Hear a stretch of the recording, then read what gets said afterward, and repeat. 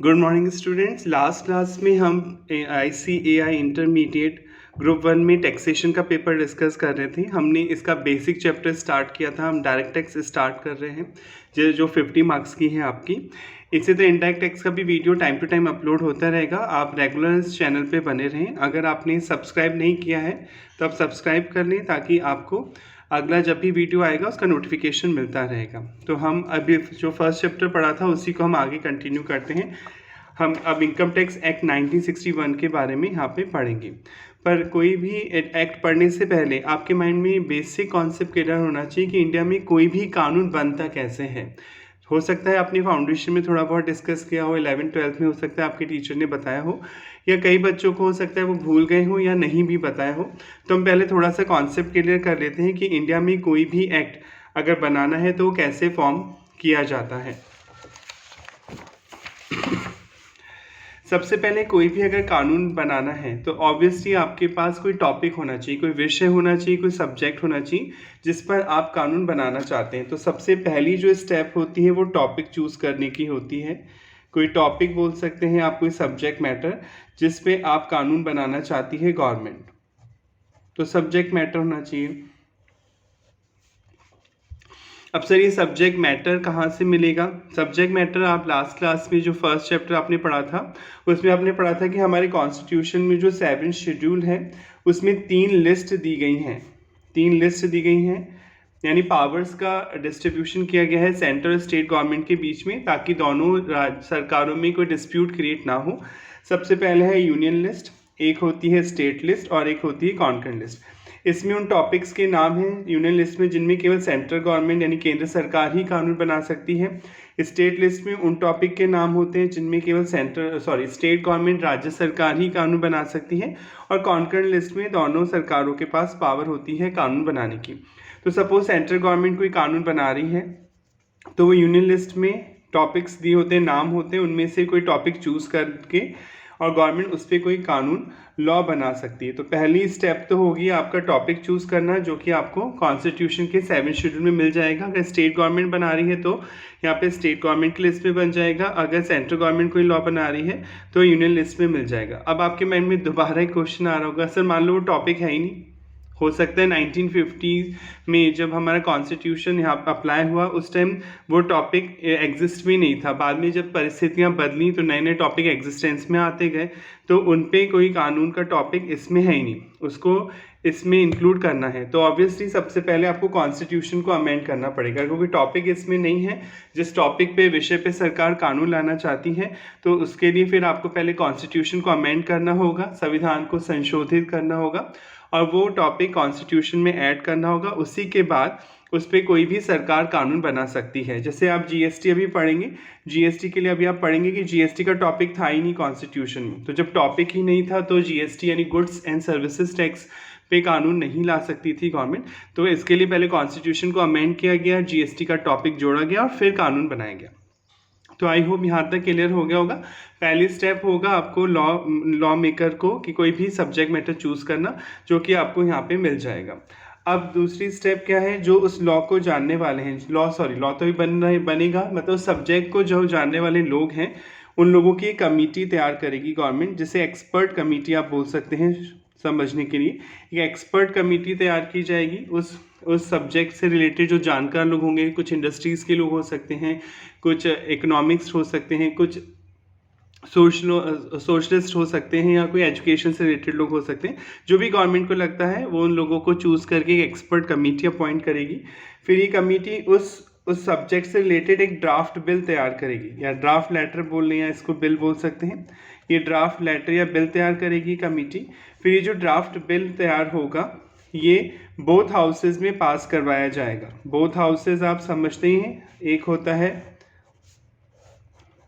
एक है लोकसभा और एक है राज्यसभा। अगर इंग्लिश में हम बोलें तो राज्यसभा को अपर हाउस बोलते हैं और लोकसभा को लोअर हाउस बोलते हैं। सुनने में तो ऐसा लग रहा है कि राज्यसभा ये स्टेट्स को रिप्रेजेंट कर रही है तो ये लोअर हाउस होना चाहिए, नहीं, ये अपर हाउस कहलाती है राज्यसभा, और एक लोअर हाउस होता है लोकसभा जहाँ हमारे प्रधानमंत्री बैठते हैं। तो ये बोथ हाउसेज में पास कराया जाएगा बिल, लोकसभा राज्यसभा दोनों में मेजोरिटी से, यानी मोर देन 50% मेजोरिटी होनी चाहिए।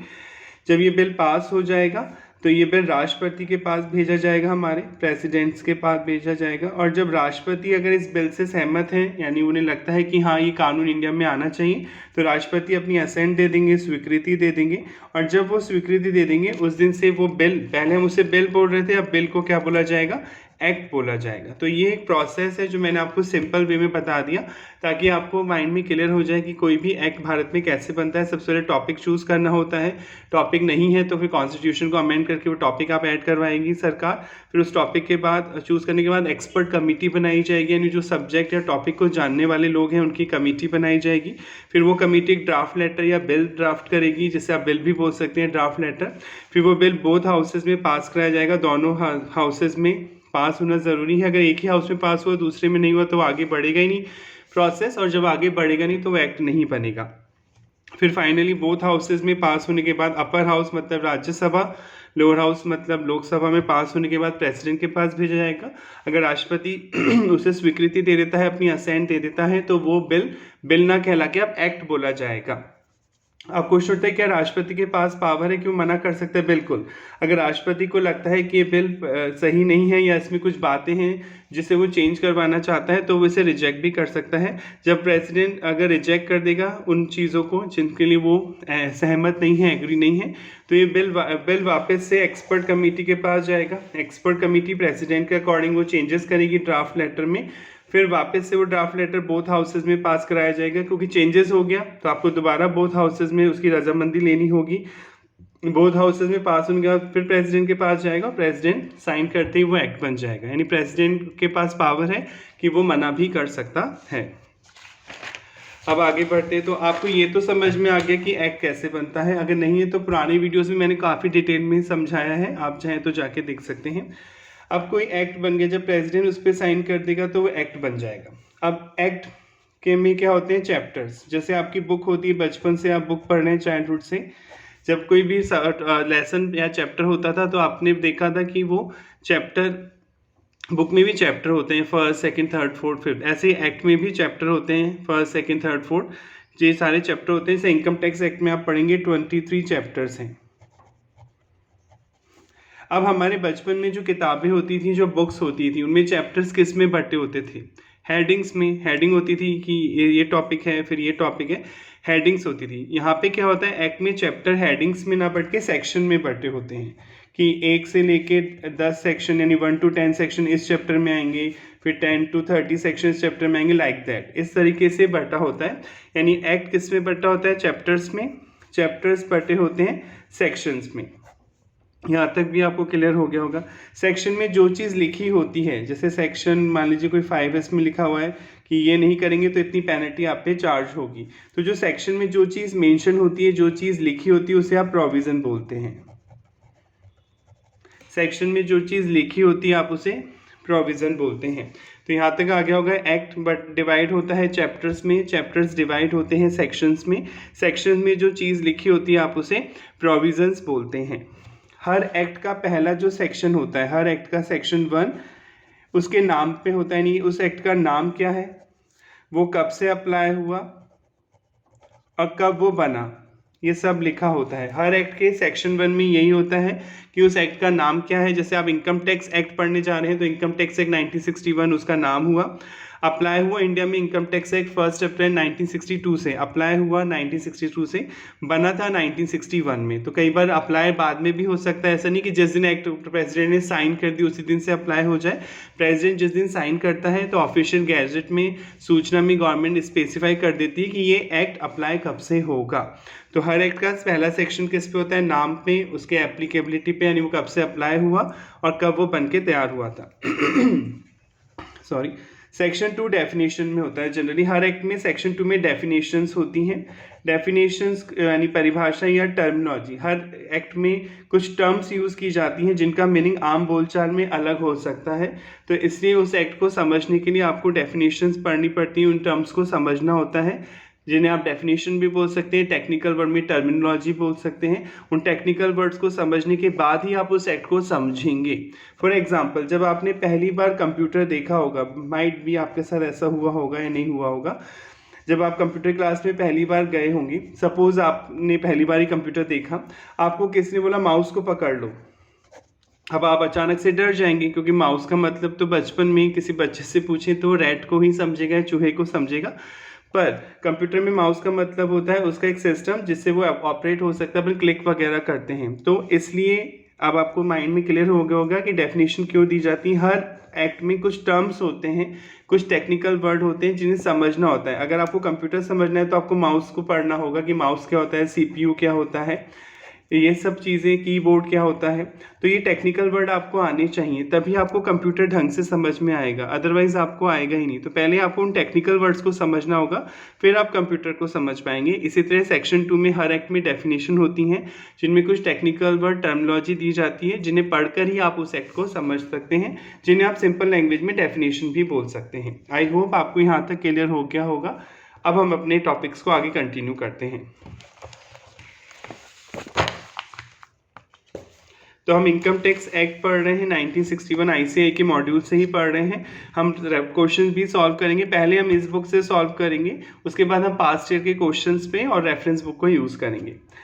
The levy of income tax act in India is govern by income tax act 1961 से गवर्न होता है। तो पढ़ लिया आपने, एक्ट बना था। In this book we shall very briefly refer to this as the act, हम इसे एक्ट बोलेंगे। जहाँ पे भी एक्ट वर्ड लिखा आएगा वो इनकम टैक्स एक्ट को ही डिनोट करेगा इस बुक में। It extend to whole of India, ये पूरे भारत में अप्लाई होता है, यानी जम्मू कश्मीर से लेकर कन्याकुमारी तक ये एक्ट अप्लाई होता है। It came into force on 1 अप्रैल 1962, ये अप्लाई हुआ था 1 अप्रैल 1962 से। इट कंटेन 1 to 298, ये तो सेक्शन है। चैप्टर 23 इसमें नहीं था मेंशन, मैंने यहाँ लिख दिया है। आपके जो इनकम टैक्स एक्ट है उसमें 23 चैप्टर्स होते हैं। चैप्टर सेक्शन में बटे होते हैं, टोटल सेक्शन 1 से लेके 298 तक होते हैं। और शेड्यूल्स होते हैं, सूचियाँ होती हैं जो शेड्यूल 1 से लेके या स्केड्यूल 1 से लेके 14 तक आपके हैं। शेड्यूल्स क्यों दिए जाते हैं, उसमें अलग अलग रेट्स होती हैं, डेप्रिसिएशन की रेट आप पढ़ेंगे, टीडीएस के रेट्स, ये सब शेड्यूल्स में दिए जाती हैं, सूचियाँ अलग से बनाई जाती हैं। अब नेक्स्ट है, अ सेक्शन में हैव सबसेक्शन और क्लॉज एंड सब क्लॉज। एक सेक्शन, जैसे आपने ये तो पढ़ लिया कि एक्ट सेक्शन में बटा होता है। अब रीड कैसे करते हैं, जैसे सपोज मैंने ऐसे लिख दिया सेक्शन 2। अब सर इसे रीड कैसे करेंगे, ये है section 2 subsection 3 clause A. Section 2 subsection 3 sub section भी बोल सकते हैं, क्लॉज भी बोल सकते हैं। अब ये पता कैसे चलेगा कि ये सबसेक्शन है या क्लॉज है। जैसे कई बार होता है सेक्शन 2 के बाद सब क्लॉज आ जाता है, क्लॉज आ जाता है सॉरी, या सब क्लॉज आ रहा है। तो इसे कैसे पता चलेगा कि सेक्शन 2 सबसेक्शन 3 पढ़ना है या सेक्शन 2 क्लॉज 3 पढ़ना है।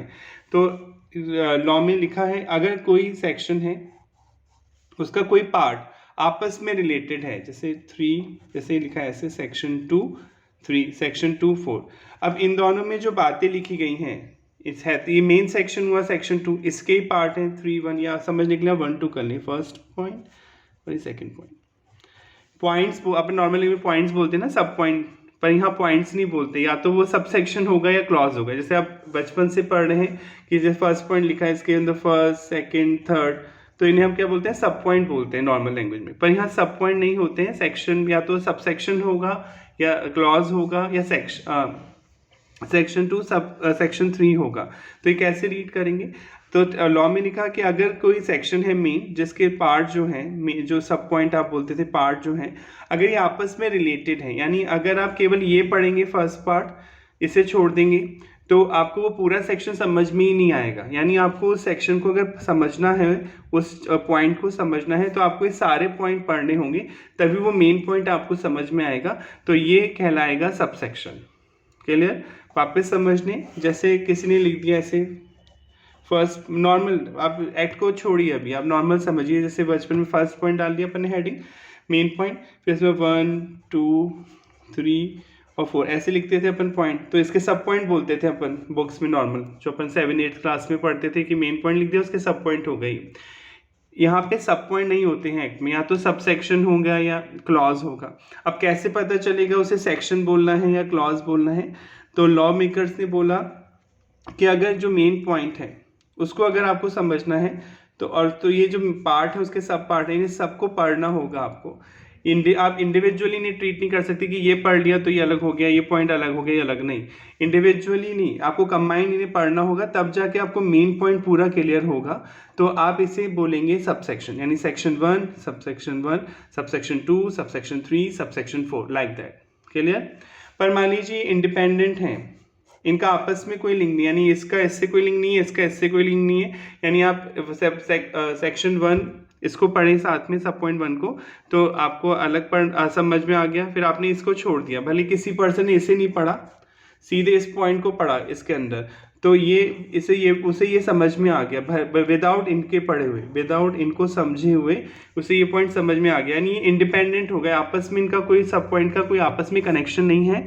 तो इसे आप क्लॉज रीड करेंगे, यानी वापस रिवाइज करने, अगर जो सेक्शन है उसके जो सब पॉइंट हैं वो आपस में रिलेटेड है, आपको कंबाइंड उन्हें रीड करना पड़ेगा, तब जाके वो मेन सेक्शन आपको समझ में आएगा, तब तो आप उसे सब सेक्शन बोलेंगे उन पॉइंट्स को। पर अगर वो इंडिपेंडेंट है, आपस में इनका कोई लेना देना नहीं है, अगर आप इंडिपेंडेंटली भी इन्हें पढ़ेंगे तो समझ में आएगा, तो आप उसे क्लॉज बोलेंगे। अब हम रीड कर लेते हैं इस चीज़ को। अ सेक्शन में है, सब सेक्शन हो सकते हैं, क्लॉजेज हो सकते हैं, सब क्लॉजेज हो सकते हैं। When each part of the section is independent, her part अलग अलग है of each other, and one is not related with other, एक दूसरे से उनका कोई रिलेशन नहीं है, such part are called a clause, आप उसे clause बोलते हैं। Subsection on the other hand refer to such part of a section where each part is related with other, जब आपस में related है सब पॉइंट, सब पॉइंट तो आप उसे सबसेक्शन रीड करेंगे। and all subsection taken together complete the concept propounded in that section. अगर आप सारे सब सेक्शन पढ़ेंगे तभी वो मेन सेक्शन आपको समझ में आएगा, तो आप उसे सब सेक्शन बोलेंगे। अगर वो इंडिपेंडेंट है, उनका आपस में कोई लिंक नहीं है, इंडिपेंडेंटली भी उन्हें सब पॉइंट्स को समझा जा सकता है, तब आप उसे क्लॉज बोलेंगे। यहाँ तक आपको समझ में आ गया होगा। इसे समझने के लिए एग्जाम्पल दिया गया, वो और समझ लेते हैं यहाँ पर। जैसे the clause of section 2 define the meaning of term use in income tax act 1961। Section 2 में डेफिनेशन होती है हर एक्ट में जो आप पढ़ते हैं, चाहे पार्टनरशिप एक्ट भी पढ़ते हैं। Section 2 clause 1A define agriculture income, यानी यहाँ ऐसे लिखा हुआ है सेक्शन 2 1A। अब क्वेश्चन उठता है सेक्शन 2 सब सेक्शन 1A है या सेक्शन 2 क्लॉज 1 है?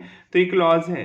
देखिए clause 1A define agriculture income. भाई एग्रीकल्चर इनकम इंडिया में एग्जेम्प्ट है। अभी आप पढ़ेंगे कि खेती बाड़ी अगर आप करते हैं, अगर आप फार्मर हैं, फार्मिंग से कोई इनकम अर्न करते हैं तो कोई टैक्स नहीं लगता। अब क्वेश्चन उठता है किसे एग्रीकल्चर इनकम माना जाएगा।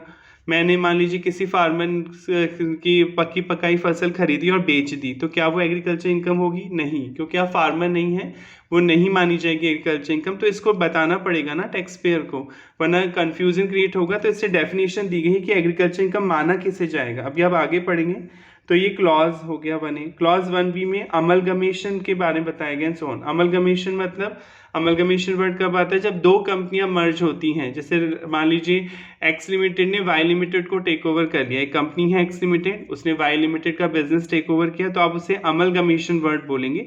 अमलगमेशन वर्ड तभी आएगा जब एक कंपनी दूसरी कंपनी को परचेज कर रही है। जब एक कंपनी, जब यानी दोनों बायर सेलर दोनों कंपनी हैं, तो अमलगमेशन वर्ड यूज होगा। अगर मान लीजिए कोई फर्म है, उसे कोई कंपनी टेक ओवर कर रही है, या मान लीजिए किसी फर्म को दूसरी फर्म टेक ओवर कर रही है, तो इसे सर फिर क्या बोलेंगे? इसे बोलेंगे परचेज या एक्विजिशन ऑफ बिजनेस। इसे आप बीकॉम फर्स्ट ईयर करते हैं या आप अकाउंट्स पढ़ते हैं आईपीसीसी में, तो ये चैप्टर अलग होते हैं। अगर कंपनी टू कंपनी डील हो रहा है तो इसे अमलगमेशन बोलते हैं। इसके लिए अलग से अकाउंटिंग स्टैंडर्ड आपको पढ़ना होता है जो सी इंस्टीट्यूट ने इशू कर रखे हैं।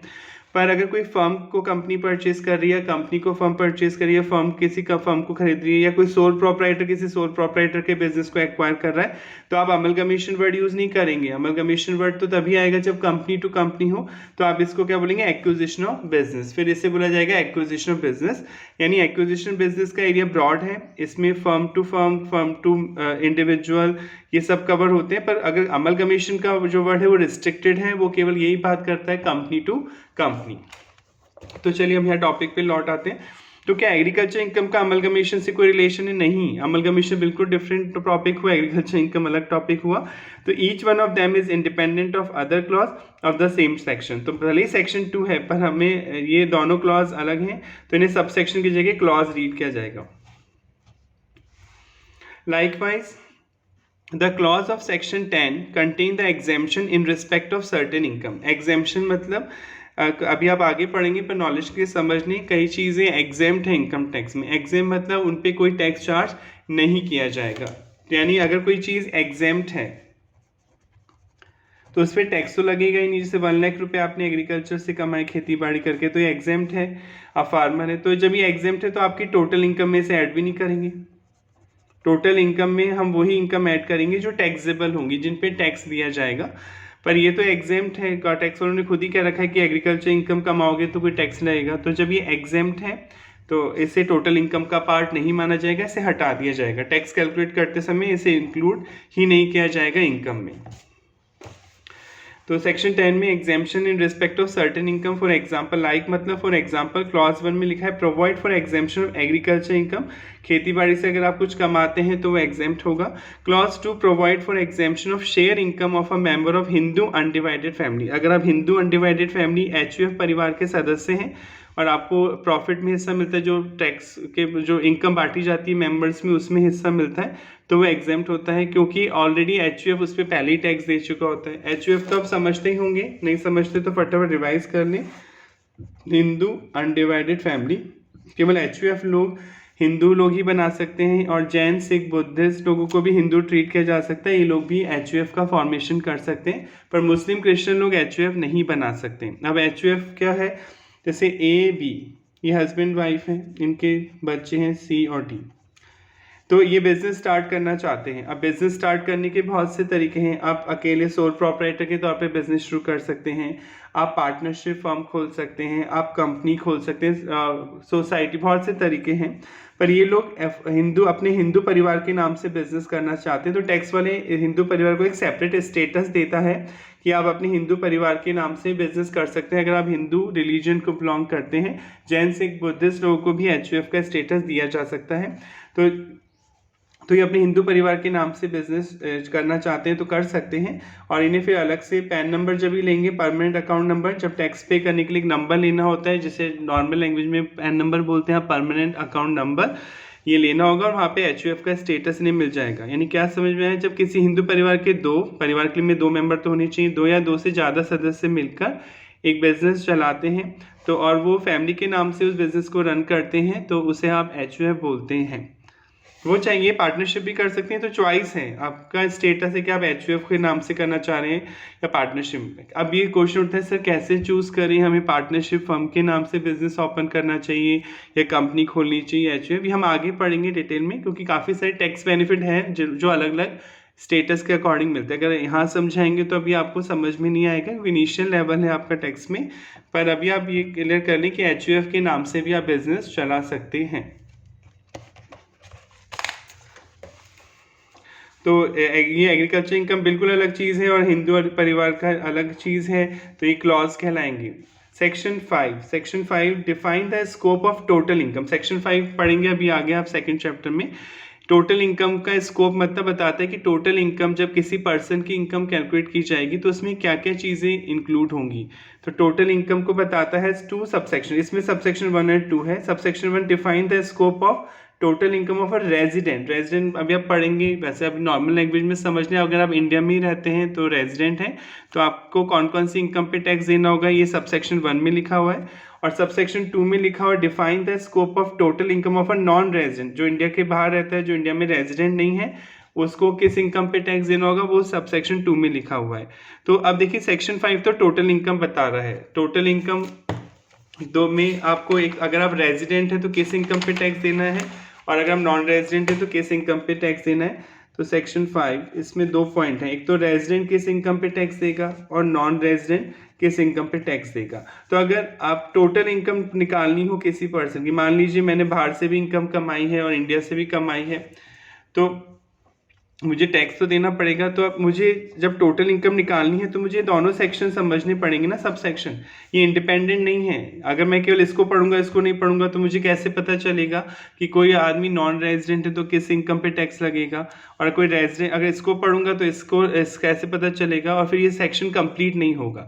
ये टोटल इनकम निकालने के लिए आपको ये पता होना चाहिए कि रेजिडेंट किस इनकम पे टैक्स देगा और नॉन रेजिडेंट किस इनकम पे टैक्स देगा। इसलिए हम इनको एक साथ ही रीड करेंगे। तो ये सबसेक्शन कहलाएंगे, क्लॉज नहीं। क्लॉज का आपस में कोई रिलेशन नहीं होता है, वो इंडिपेंडेंट है, पर ये दोनों सेक्शन डिपेंडेंट है। सेक्शन 5 इन दोनों पे डिपेंड करता है।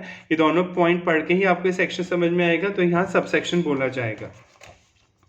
Each subsection is related with the other in sense that only when one read them all, जब आप पढ़ेंगे, one get the complete idea related with the scope of total income, तभी आपको सेक्शन 5 पूरा समझ में आएगा। ये सेक्शन 1 पढ़ के नहीं आगे बढ़ सकते, सेक्शन 2 पढ़ के भी आगे नहीं बढ़ सकते।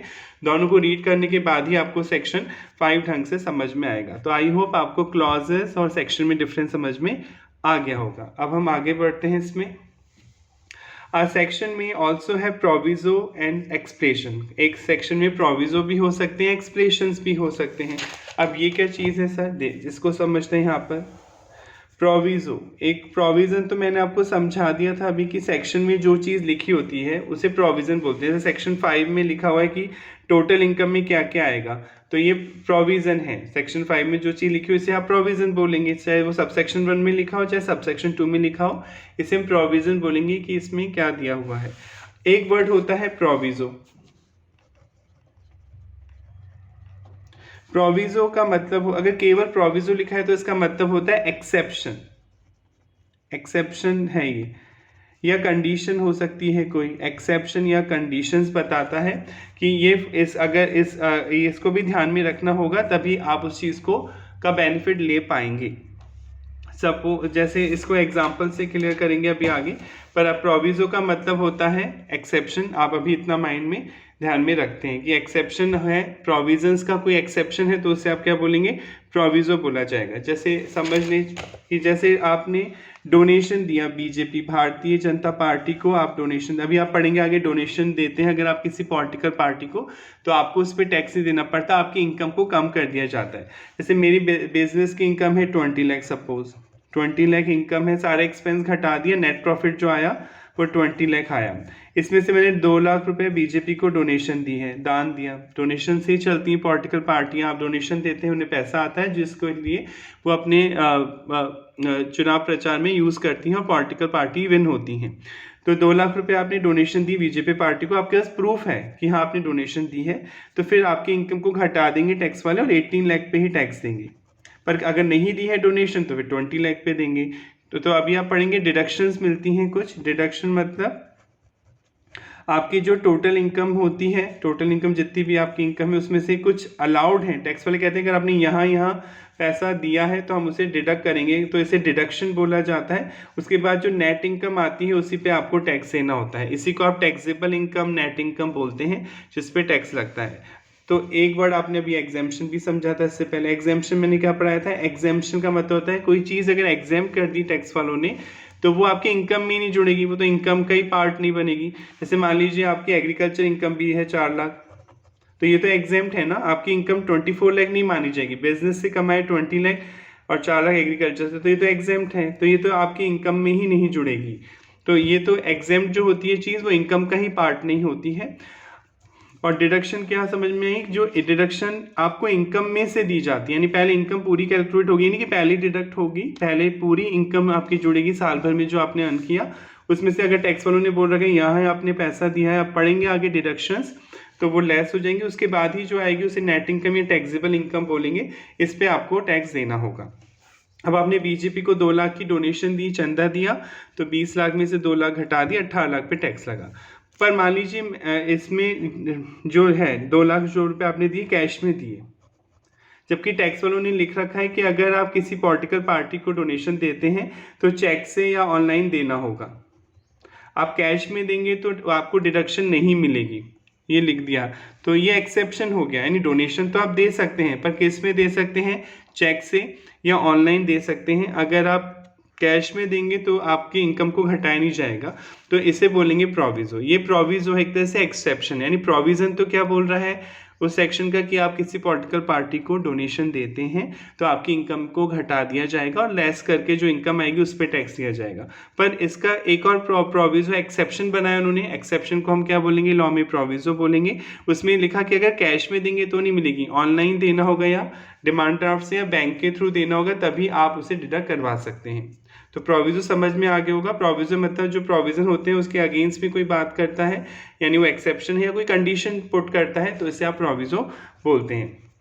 तो बाकी हम नेक्स्ट क्लास में डिस्कस करेंगे। तो अगर आपको कोई पॉइंट है, कोई डाउट है, तो प्लीज़ आप कमेंट करके बता सकते हैं। अगर कोई स्पेसिफिक प्रॉब्लम है तो हम उसे सॉल्व कर सकते हैं।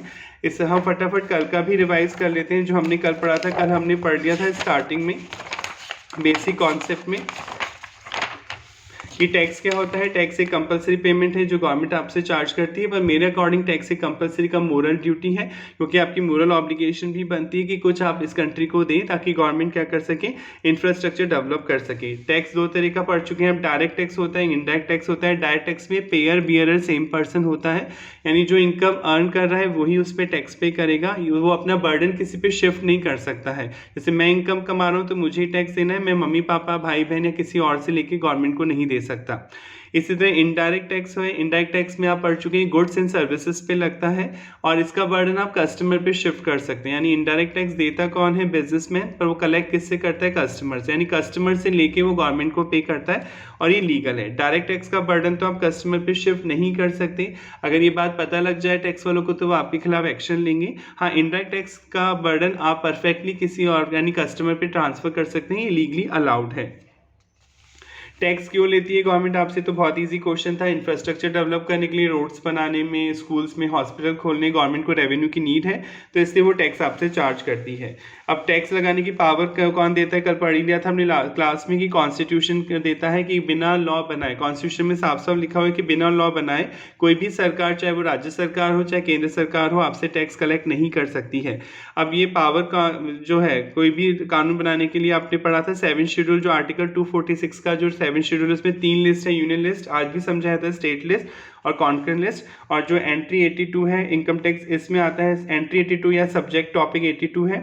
और इनकम टैक्स से रिलेटेड कोई भी लॉ बनाने का, कोई भी चेंजेस करने की जो पावर है वो सेंट्रल गवर्नमेंट के पास पावर है, except agriculture income. Agriculture income पे टैक्स नहीं लगा सकती है सेंट्रल गवर्नमेंट, स्टेट गवर्नमेंट चाहे तो एग्रीकल्चर इनकम पर टैक्स वो लगा सकती है। आई होप आपको क्लियर हो गया होगा। Thank you so much. Next class में मिलते हैं आपसे।